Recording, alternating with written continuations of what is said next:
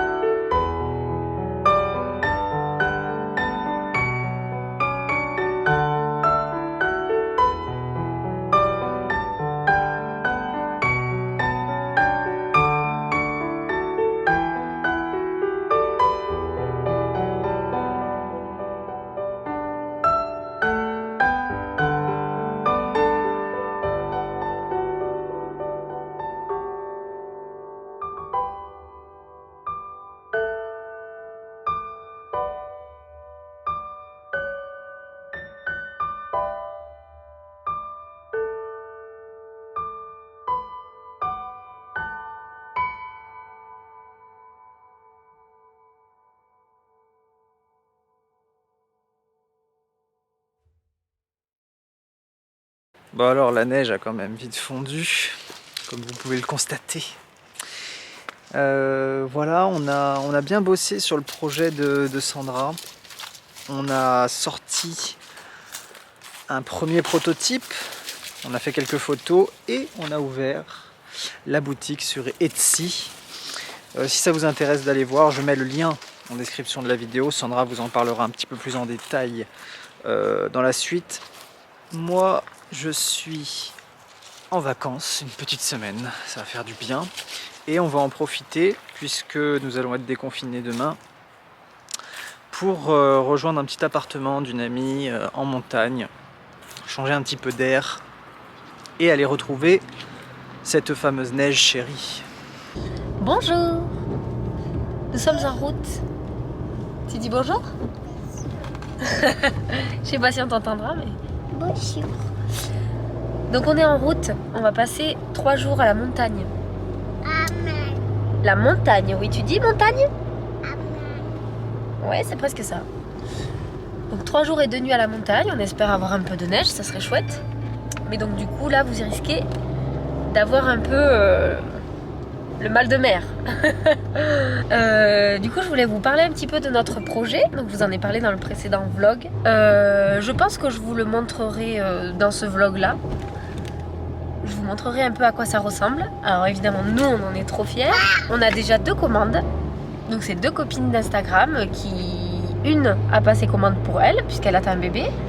Et une autre qui a passé commande pour offrir à une baby shower. Alors moi je trouve que c'est un super cadeau pour les baby showers, je trouve ça trop bien. J'ai aussi ouvert, enfin on a aussi ouvert un petit compte sur Etsy. Donc on vous mettra ça dans la barre d'infos si vous voulez aller voir. Donc voilà, il y aura le journal de grossesse et ensuite on va y mettre quelques affiches. Donc ça, je vous montrerai... pareil, une fois que je vous montrerai le journal de grossesse. Là, on va passer 3 jours à la montagne, on va en profiter, on va déconnecter de tout, du travail, de tout ça, et on va juste en profiter.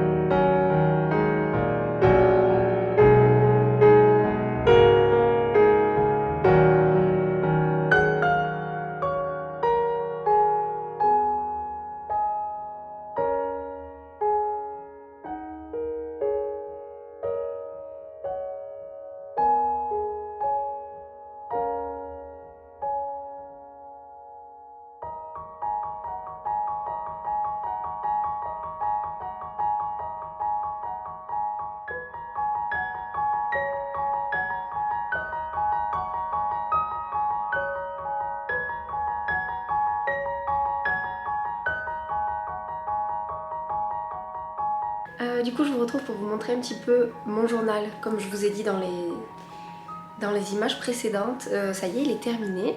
Le voilà, il est fini. Bon, je réexplique brièvement le concept.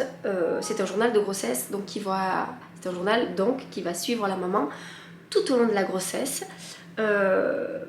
Et en fait, il est là pour que la maman écrive, qu'elle soit créative, qu'elle mette des photos, des dessins, tout ce qui lui passe par la tête et tout ce qu'elle a envie de garder en souvenir pendant sa grossesse.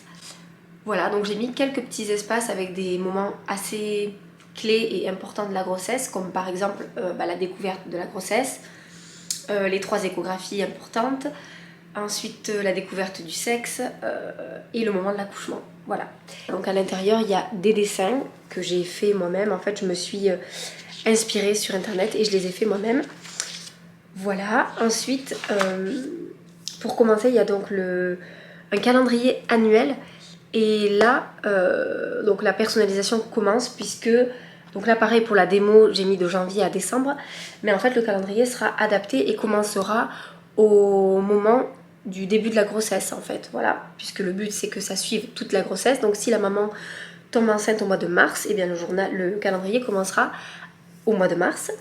Et on a choisi de faire un calendrier sur 12 mois, tout simplement pour couvrir l'intégralité de la grossesse, mais aussi les 3 premiers mois avec l'enfant. Donc ici, j'ai choisi de mettre du coup en avant tous les rendez-vous importants de la grossesse et la période à laquelle la maman doit effectuer ce rendez-vous.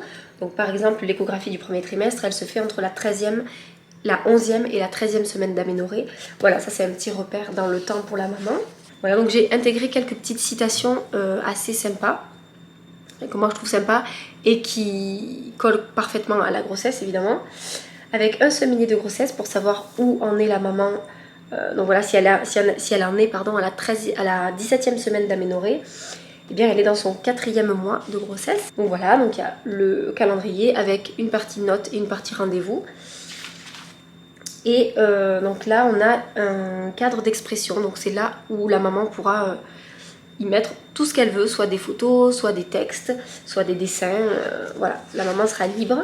Donc on y a mis du craft un peu pour le côté... Enfin voilà, moi j'aime ce côté-là, vous voyez, ces couleurs-là, avec le métal, avec la couleur dorée. Voilà, je trouve que c'est assez sympa. Là, on arrive à l'échographie du premier trimestre, avec, pareil, donc toujours le petit compte-rendu donné par la sage-femme ou l'obstétricien, peu importe.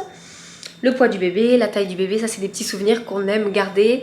Et c'est des petits détails, mais c'est des choses assez importantes, je trouve, pendant une grossesse.